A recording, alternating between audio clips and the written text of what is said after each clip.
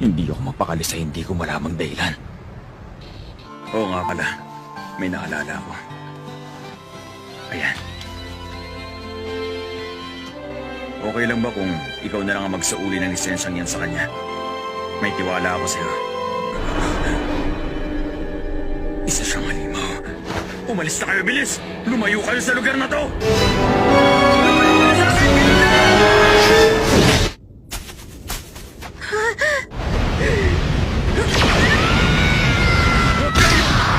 Umalis ka na rito!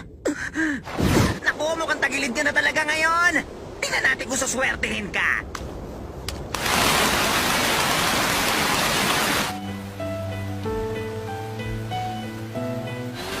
Mga bata pa talaga kami.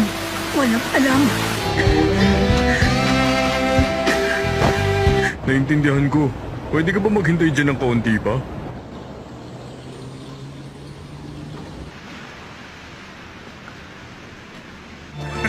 Ano? Mga bata lang pala to eh. Nakakaawa naman sila. Sabihin mo sa akin, ganun ba talaga kalakas ang kalaban? Napakalakas ninyong tatlo. Walang duda ron. Malinaw sa amin ngayon na nasa isang state of shock ka dahil sa mga nangyari. Mga baguhan lang ang gumagamit ng Nen-Ora bilang sukatan sa kung sino mananalo sa isang laban. Kahit ano pwedeng mangyari sa laban, wala itong katiyakan. Masahol ka pa sa isang talunan. Morel.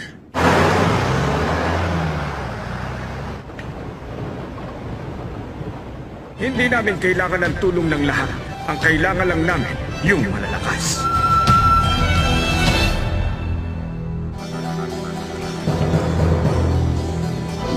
Siguradong napakalakas ko.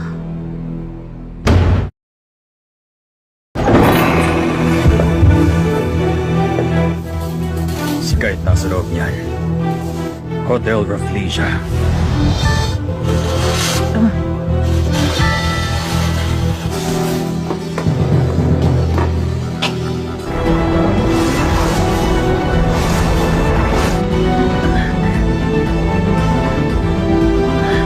Ang hula namin, ginamit siya bilang sparring partner ng mga sundalo nila.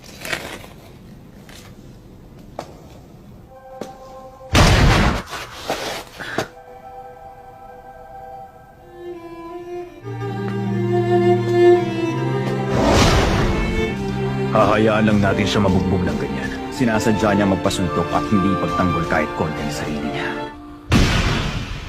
Sunod sa kanan. Mas masakit pa dito ang mga suntok niya! Patawad. Kahit Gawain ng kung sino man ang kumokontrol kay Kite. Mag-iingat ka, Gon. Wala nang paraan na natira sa amin, pero pinagsisisihan ko pa rin. kahit konting tiis na lang yung gumawa nito kay Kite.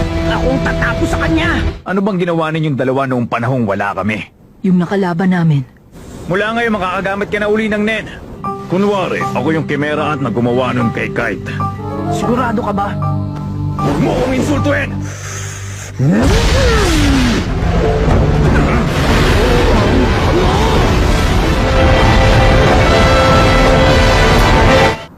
Oh, kontento ka na ba? Oh. Okay ka, bata. Natali mo ako dun, ha? Gon at Kiluwa. Kayo kay Neferpito. Ang natitirang oras ng sangkatauhan, 10 araw.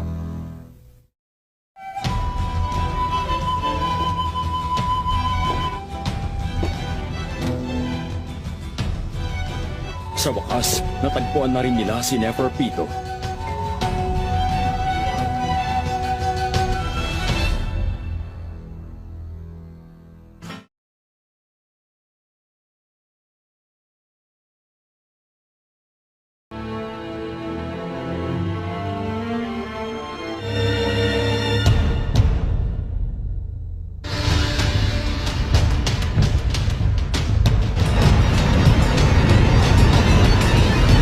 Nagpunta ako ngayon sa lugar na ito para may pagiganti ko si Kite!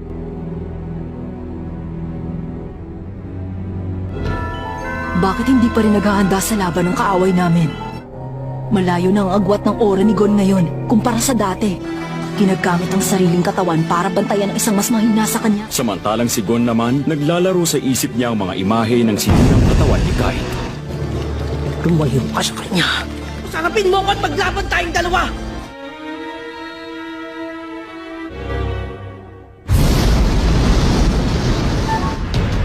Tumayo ka! Doon tayo sa labas! Gagawin ko kahit na anong sabihin mo!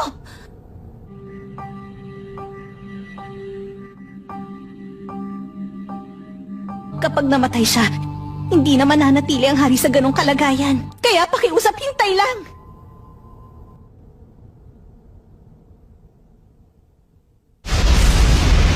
Wala akong karapatan! Maghintay tayo hanggang sa matapos siya. Malamang! Sa palagay mo! Gusto mong pagkatiwala akong halimaw na to!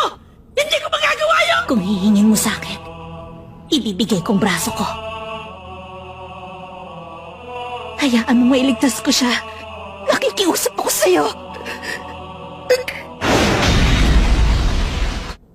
Pagkatapos ng kahayop ang ginawa mo kay Kite! Gon!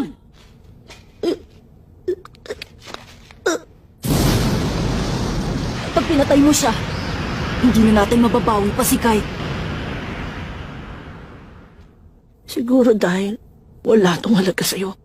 Alam kong mainit lang ang ulo mo ngayon kaya mo nasasabi yan sa akin. May nahon na ako ngayon. Gaano katagal? Kung sakali, kahit isang oras. Pagkatapos ng isang oras, sasama ka sa akin papunta sa Beijing.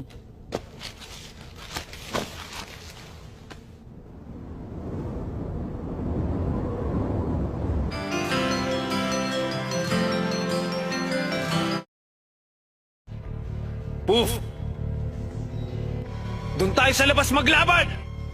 Para malaman mo, clone lang naman ito nakatayo sa harapan mo. Nagawa ni Poof na makaalis sa loob ng Smoky Jail. Sinabi sa akin ni Master na kaya mo raw gumawa ng mga clone. Naisip niyang meron siyang bentahe. Ginawa ko yun para masiyahan siya. Hiniling niya sa akin kanina na huwag akong aalis dito sa kwarto kahit anong mangyari. Ang habol ko talaga, makapag-usap tayong dalawa. Sinungaling.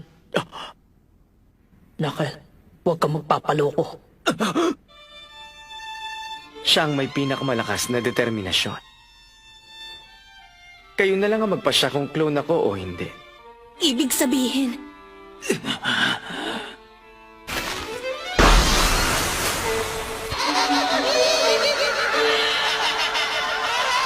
nandito pa rin naman ako. Pasensya na sa ikinilos ni Po. May 10 minuto ka na lang para pagalingin siya. Walang epekto kay Gon ang mga pananakot niya. Protektahan at gamutin si Komugi ng lubusan. Hindi mawala ang masamang kutob ni Pito sa nangyayari. Baka mamaya makarating pa sa hari yung bagsik niya. Knuckle, makikita mo ang hari sa timog.